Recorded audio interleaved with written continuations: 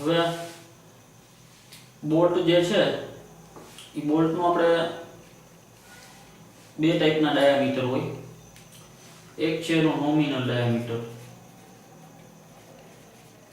Right, અને બીજો છે એનો ગ્રોસ ડાયામીટર, અથવા તો એને આપણે હોલ કહીએ, રાઈટ. તો હવે બોલ્ટનો આ જે ડાયામીટર છે અહીંયા, રાઈટ, એ સ્મોલ ડી કહેવાય છે અને એને કહેવાય નોમિનલ ડાયામીટર, રાઈટ. તો હવે બોલ્ટની સ્ટાન્ડર્ડ સાઇઝ કઈ છે? તો આવી રીતના 22 થી 24 mm હોય, 16 થી 22 આની નોમિનલ સાઇઝ છે, સ્મોલ ડી છે. આ સાઇઝ ના મળે અથવા 24 mm કરતા વધારે. તો હવે આપણે આ બોલ્ટને આપણી આગળ પ્લેટ આ 1 છે અને આપણી આગળ પ્લેટ 2 છે. બે પ્લેટ છે, ઈ પ્લેટને બોલ્ટથી આપણે ફિટ કરવી છે. તો આપણે શું કરવું પડશે? અહીંયા એક હોલ કરવો પડશે, રાઈટ, એક હોલ કરવો પડશે આમાં અંદર.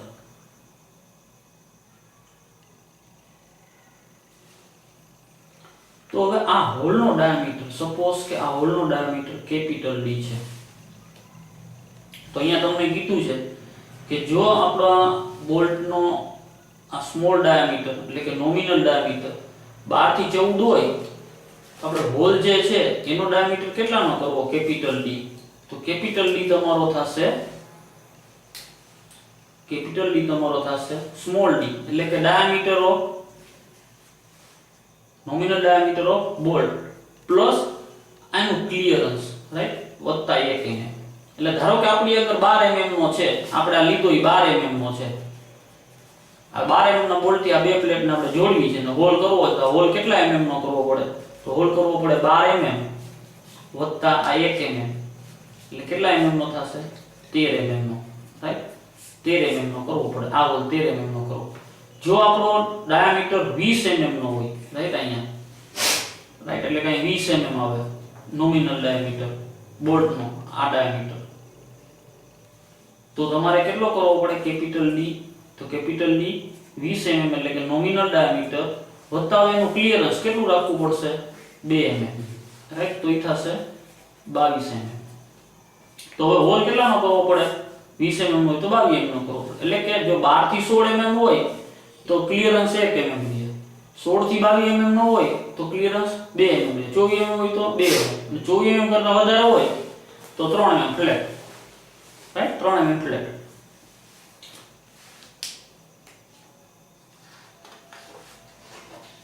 હવે મેક્સિમમ સ્પેસિંગ.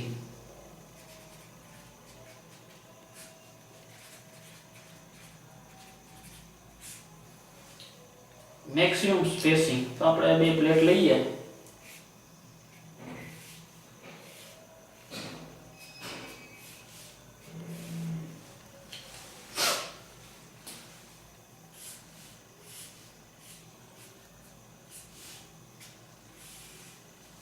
બે પ્લેટ છે, પ્લેટ નંબર 2 છે અને આ પ્લેટ નંબર 1 છે. આ બેને આપણે જોઈન્ટ કરવા છે. તો આપણે ડાયામીટર અહીંયા ધારો કે આપણે બોલ્ટિંગ અહીંયા કરીએ, એક હોલ અહીંયા કરીએ, બીજો હોલ આપણે અહીંયા કરીએ, બે હોલ કરીએ, બે હોલ મારવા છે આપણે. તો આ બોલ્ટનો આપણે સેન્ટર લઈએ, આનું સેન્ટર લઈએ. આ બે વચ્ચેનું સેન્ટર ટુ સેન્ટર ડિસ્ટન્સ, એટલે બે બોલ્ટ છે એના સેન્ટર લાઈન છે, બે સેન્ટર લાઈન વચ્ચેનું જે ડિસ્ટન્સ છે that is the spacing, right.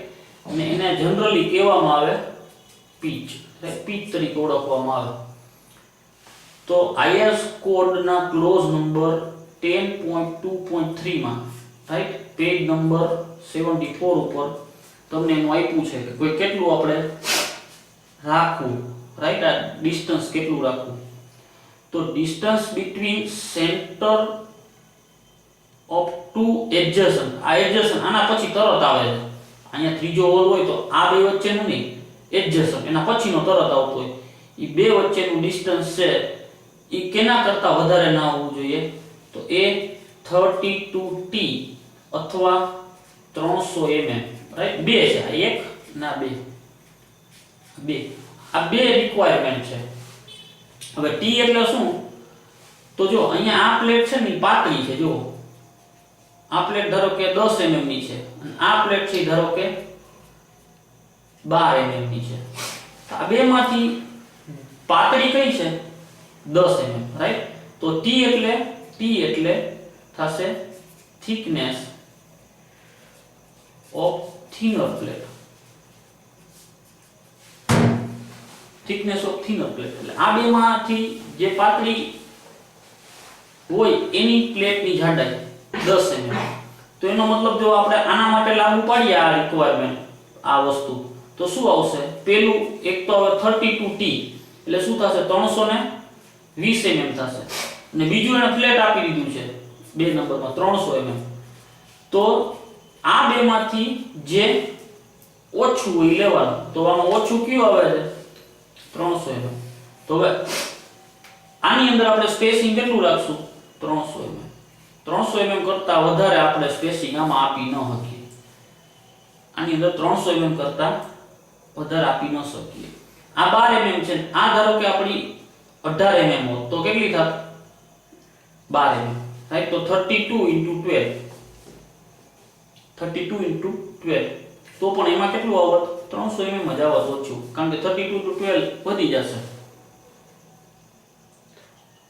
384 આવશે.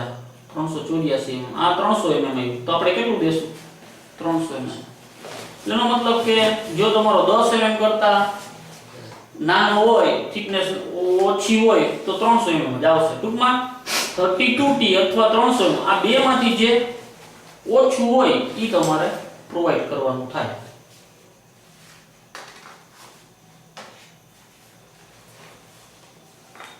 હવે એમાં અમુક બીજી પણ વસ્તુ આપી છે કે the distance between center to two adjacent fastener અથવા તો bolt in a line laying in the direction of the force shall not exceed. હવે એમાં ત્રણ ભાગ આપ્યા છે, A, B અને ત્રીજું આપ્યું છે C. હવે A જે છે એ કેના માટે આપ્યું છે? તો એ આપ્યું છે ટેન્શન માટે. ધારો કે મેમ્બર બે પ્લેટ જોડતી હોય, અહીંયા આ બે પ્લેટ, અહીંયા આપણી આ બે પ્લેટ છે, આ બે પ્લેટમાં ધારો કે ટેન્સાઇલ ફોર્સ લાગતો હોય બે બાજુ, તો આખો મેમ્બર જોઈન્ટ કેમ આવ્યો? ટેન્શનમાં આવ્યો, રાઈટ? તો ટેન્શન જો લાગતું હોય તો એની માટેની જરૂરિયાત અલગ આપી છે, 16T ઓર 200 mm. બરાબર? આ બેમાંથી જે ઓછું હોય લેવાનું. જેમ આગળ 32T અને 300 હતું એમાં ટેન્શન મેમ્બર હોય ધારો કે જોઈન્ટ, તો શું કરવાનું? 16T અથવા 200 mm. અહીંયા પણ T એટલે શું? થિનર પ્લેટની જાડાઈ, રાઈટ? હવે એવી રીતે જો કોમ્પ્રેશન હોય, મેમ્બરમાં કોમ્પ્રેશન આવતું હોય, એનો મતલબ કે આપણો અહીંયા પહેલા જે જોઈન્ટ જોયો, આ જોઈન્ટની અંદર બે બાજુથી આમ કોમ્પ્રેસિવ ફોર્સ લાગતો હોય બે બાજુથી, તો આ જોઈન્ટ કેવો થયો?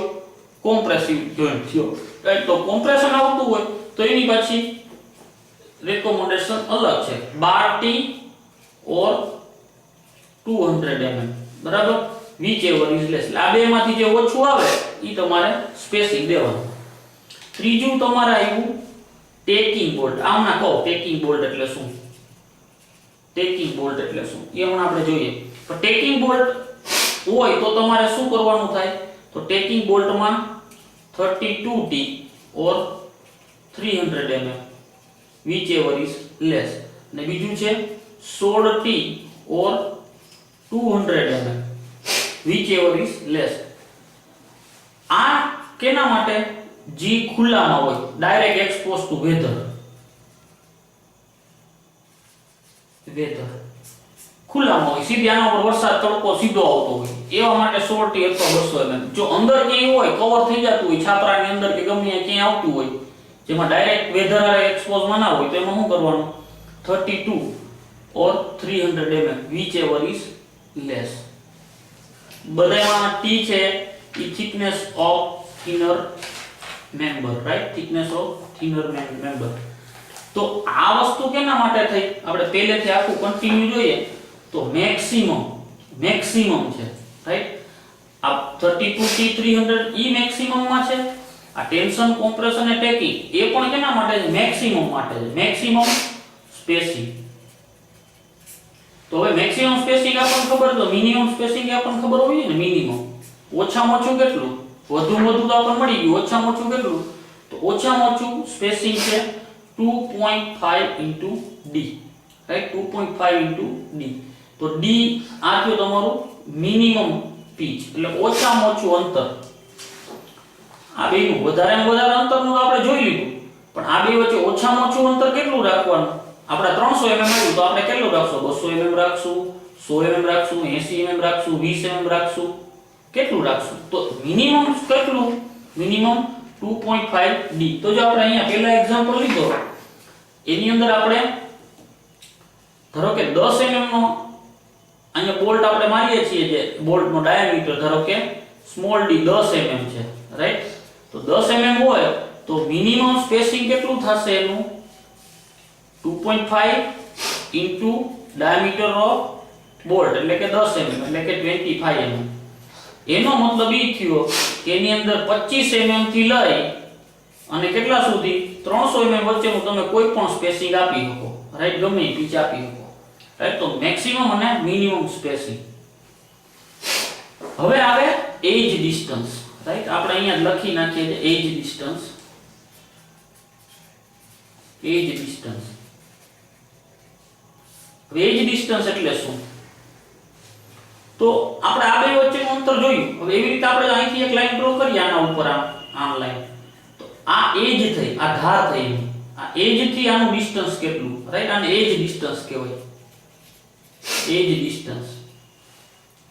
ધારથી આ કેટલા દૂર લગાવો, રાઈટ. તો એજ ડિસ્ટન્સ માટેનું મિનિમમ એજ ડિસ્ટન્સ છે 1.7 ઇન્ટુ dh અને બીજું છે 1.5 ઇન્ટુ dh.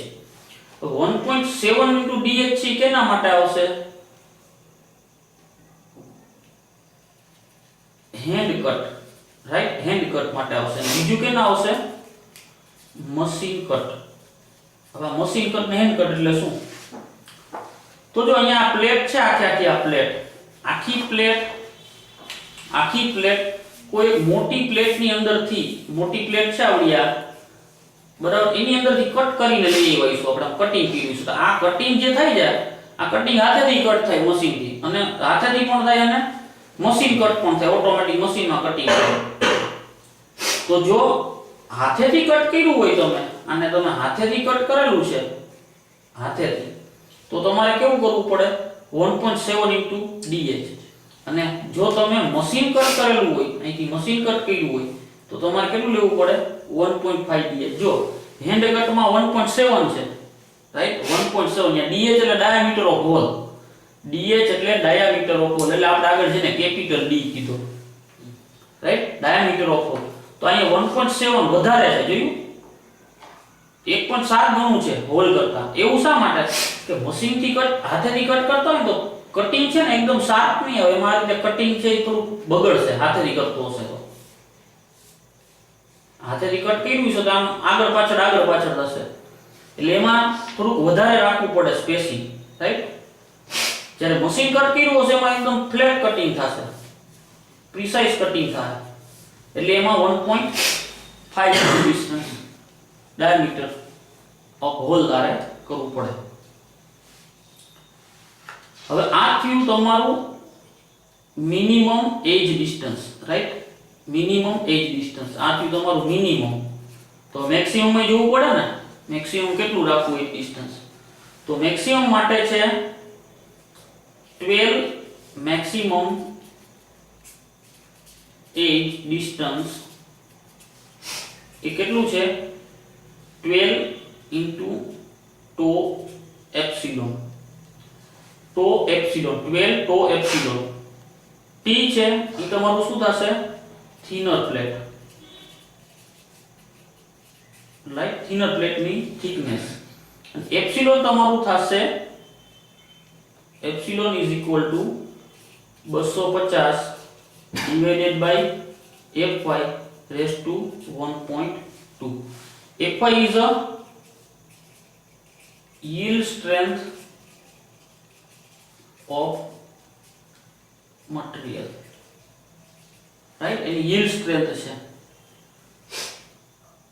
સોરી, આ મેક્સિમમ છે, આ મેક્સિમમ છે.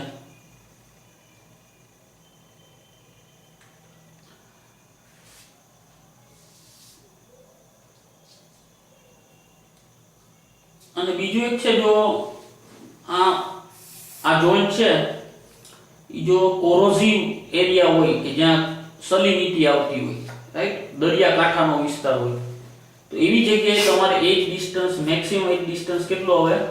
40 mm plus 4t, right, 40 mm plus 4t. ત્યાં t પાછું તમારું થિનર પ્લેટની થિકનેસ, થિનર પ્લેટની થિકનેસ.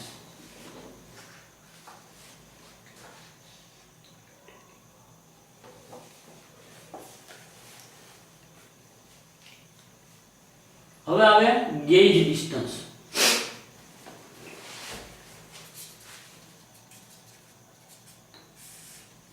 Gauge distance.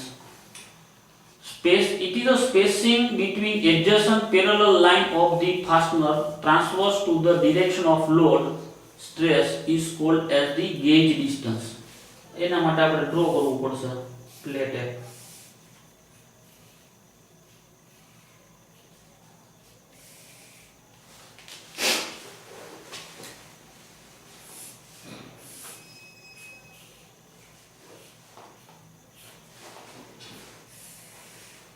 આ બે પ્લેટ ને આપણે જોઈન્ટ કરી દે. હું અહીંયા એક રિવેટિંગ કરું, આ એક અને આ બે, રાઈટ, એક અને આ બે. તો હવે જુઓ અહીંયા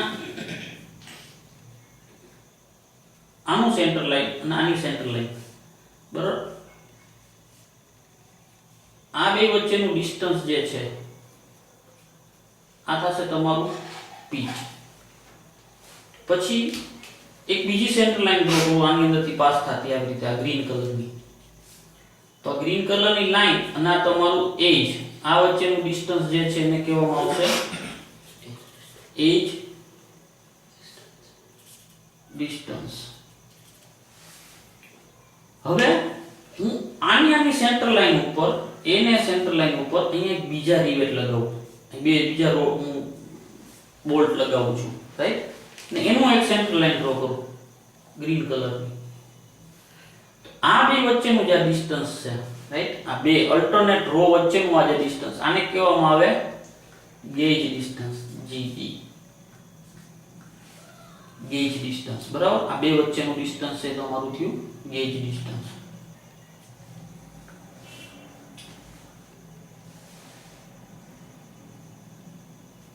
તો SP1 ની અંદર તમને આપ્યું છે પેજ નંબર SP1, એમાં પેજ નંબર 168 ઉપર તમને એક ટેબલ આપ્યું છે.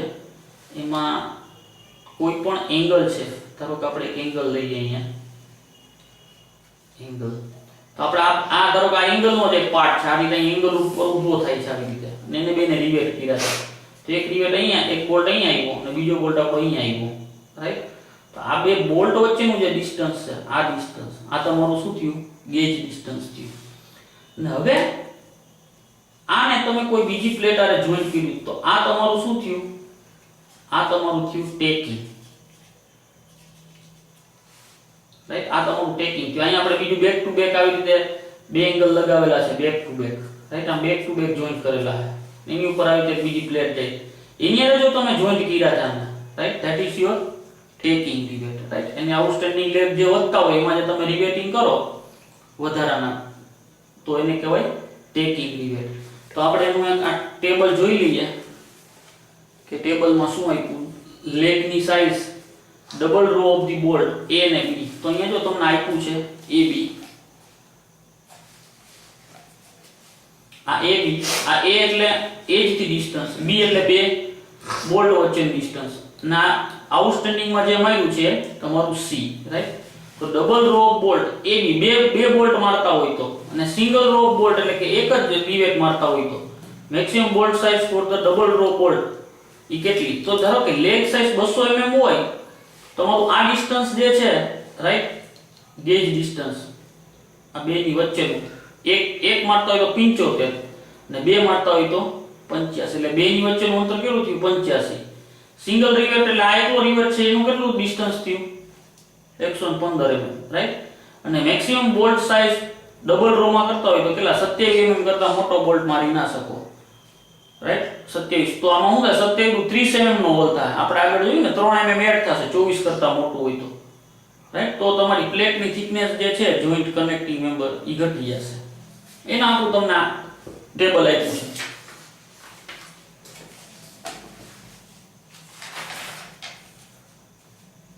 હવે આગળ